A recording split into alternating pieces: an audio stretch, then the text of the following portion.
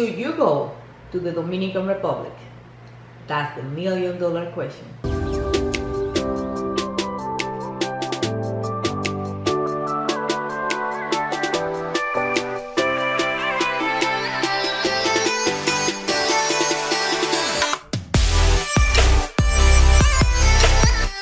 Hi guys, welcome back to my channel. In today's video we are talking about if it's safe to go to the Dominican Republic. I debated if I should put this video out because I wanted to be respectful with those who lost loved one in the Dominican Republic. My heart goes out to the victim that vacation turned out to be a tragedy. However, I keep seeing videos of people saying boycott or don't go to the Dominican Republic because it's dangerous. I've been in the United States since 2007 and there have been over 16 mass shooting killing over 400 people. That doesn't count police brutality killing innocent people, which is happened very often, hate crimes and senseless gun violence. So can I say the Americans dangerous? I probably could, but I understand that those people are not a true representation of America as a whole. Can we at least agree on that?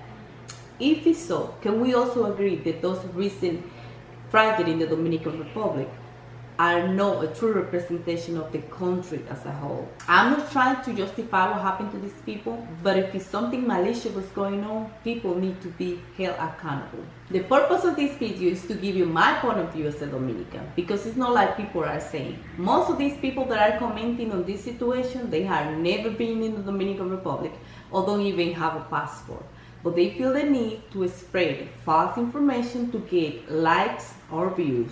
So here's the truth about Dominican Republic. The Dominican Republic, I know, not the one that they describe you on YouTube. The Dominican Republic, I know, the one that I was born and raised, not the one that those people go over the weekend and come back with an opinion. The Dominican Republic, I know that Dominican Republic is filled with good, loving, hardworking, and helpful people. Are they dangerous places in the DR? Of course.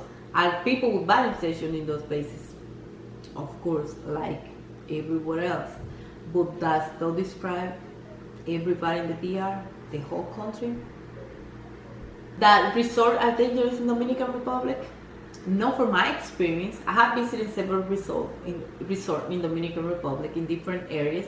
I have never experienced anything like that or hearing about anything like this before until now. What I wouldn't do, I wouldn't go to that hotel until they figure out what happened. Do I think something happened in that hotel?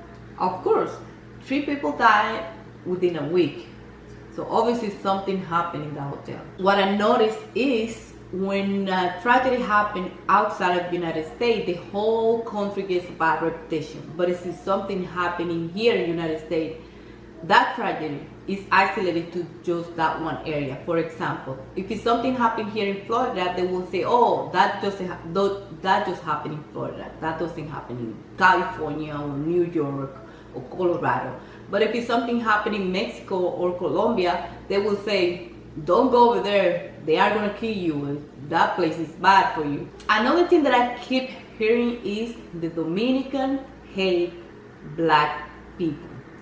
This is the most ignorant thing that I had ever heard in my life.